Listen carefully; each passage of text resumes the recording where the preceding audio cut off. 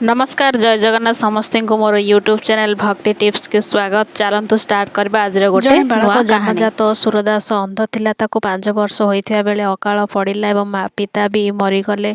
माँ बिचारी गाँ छाड़ी बार द्वार सुंडी पिंडा हेला। अंध बालक को संगरे नहीं चलवा कांधरे उठेवा माँ पाई असंभवपर नथिला। से सेई बालक को बण को नहीं गला एवं प्रार्थना कला जे हे वनदेवी हे जगतर देवता तू सर्वव्यापक सर्वेश्वर परमेश्वर अटु। एपरी शुणिछि मु एही बालक को संभाली पारु नाही। एबे मु एहाको तो भरोसा छाड़ी देउछि।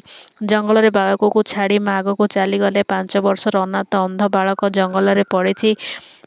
अग्रदास महाराजा ओ तांकर गुरु भाई से रास्ता दे जाउथिले। देखिले जे बालकटी पड़िछि। पाखकु आसीबारु जणागला जे से अंध अटे। कहिला पुओ तुमे किए तुमर माँ बापा किए एठाको किपरि पड़िछ। बालक कहिले एपर्यंत मु अनाथ थिली। मु जन्मजात अंध। 5 वर्ष बयस रे पिता मरीगले। माँ बहुत दुख कष्ट थिले एवं मते पालिबारे असमर्थ होईगले। तेणु मते भगवान आश्रय रे छाड़ी देई गले।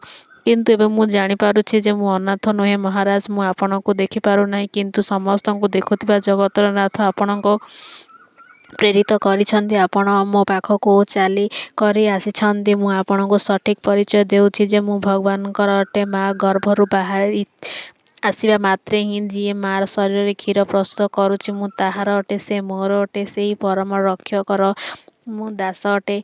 अग्रदास महाराजा और तांको गुरु भाई हृदय द्रवीभूत होईगला। हृदयसर तांको अंतःकरण प्रसन्न होई उठिले। कमंडल रे पानी नेले एवं बालकों आखिरे पानी लागिबा एई ढंगरे छिंचिले। टिकी हाथ बुलाइले। बालक कहिला महाराज मते एबे देखा जाउछि।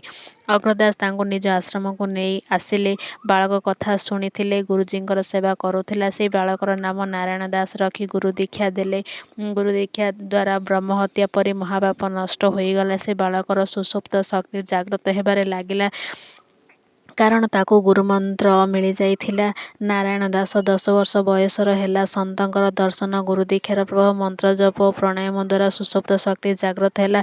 थरे अग्रदास जी मानस पूजन रे मग्न थिले। नारायण दास गुरुजी को पंखा बुलाइबार सेवा करुथिले। सेही समय अग्रदासंकर जन व्यवसायी भक्त जहाज रे माल भरी करी समुद्र पार करुथिला। समुद्र मझिरे झड़ तोफान सृष्टि हेला एवं एपरी स्थिति हेला जे तार जहाज एबे बुड़िबो। एबे जीवन जीव सेही व्यवसायी भक्त आखि बंद करी गुरुदेव को प्रार्थना करी कहूछि जे गुरुजी रक्षा करंतु उद्धार करंतु।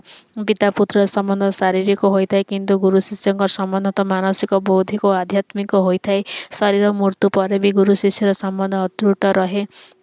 नारायण दासंग देखिला जे गुरुजी हठात कौन गभीर चिंतार मग्न होईगले। से जानीगले जे शिष्य प्रार्थना करुचे ताऊ किपरि रक्षा करे। एपरि गुरुजी चिंतन करुछन्ति। नारायण दास गुरुदेव को पंखा बुलाउथिले। पंखा मुह समुद्र आड़कू करी तोफान मने मने कहीदेला जा एबे जहाज कूल लगाई दे। सामुद्रिक तोफान हजार हजार माइल दूर रे थिला। संकल्प करिबार जहाज कूल लागिगला। नारायण दास कहिले गुरुदेव एबे आपण चिंता करंतु नहीं। आपण कृपार भक्तर जहाज कूल लगाइबार सेवा मु कर देइछि। गुरुजी आश्चर्य पचारिले एहा किए कहूछि। गुरुदेव आपणक कृपा प्रसाद आपणकर बालक कहूछि जहाज बुड़ी जीवा स्थिति रे थिला। भक्तर प्रार्थना रे आपण ब्रह्मसुख ब्रह्मानंद रे मस्ती छाड़ी तार चिंतन में पड़ जीवार मु टिकी एपरी करदेली। पुत्र यही शक्ति तोते शांत सानिध्य और गुरु दीक्षार प्रभाव मिली। तू से व्यवसायी नाभीर प्रार्थना एवं मु नाभीर चिंतन जानीगलु। आज ठार तोर नाम ना भाजी रखुची। तोर ही जो शक्ति जागृत होती तू सत मान जीवन चरित्र लेखिबारे लगा। सत मान जीवन घटनावली ध्यान कर देख और लेख। गुरुजी भगवान श्री राम श्रीकृष्ण चरित्र मु लेखिदेवी किंतु सत चरित्र अगम्य असीम अटे। भगवान श्रीराम भी मनुष्य वेशधारी वशिष्ठकर शिष्य होइथिले। श्रीकृष्ण संदीपनीकर शिष्य होइथिले।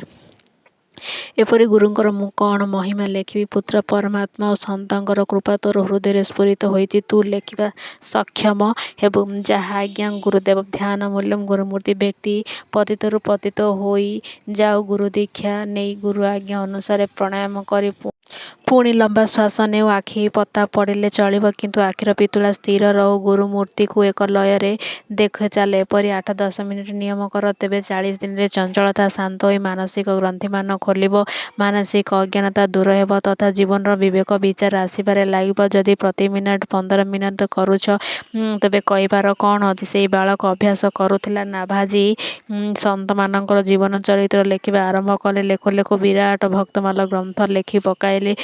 ଆଜି ସେଇ ଗ୍ରନ୍ଥ କୋଟି କୋଟି ଲୋକ ଜାଣନ୍ତି, ମାନନ୍ତି। ମୋ ପାଖରେ ବି ସେଇ ଗ୍ରନ୍ଥ ଅଛି। ସେଇ ଅନ୍ଧ ବାଳକ ପରମାତ୍ମା ଜ୍ଞାନ ଓ ପରମାତ୍ମା ସାମର୍ଥ୍ୟ ପ୍ରାପ୍ତ କଲା। ତେବେ ତୁମେ କ'ଣ କରିପାରିବ ନାହିଁ? ଯଦି ଭିଡ଼ିଓଟି ଭଲ ଲାଗିଲା ତାହେଲେ ଲାଇକ୍, ସେୟାର, ସବସ୍କ୍ରାଇବ୍ କରିବାକୁ ଭୁଲନ୍ତୁ ନାହିଁ। ରହୁଛି। ଜୟ ଜଗନ୍ନାଥ।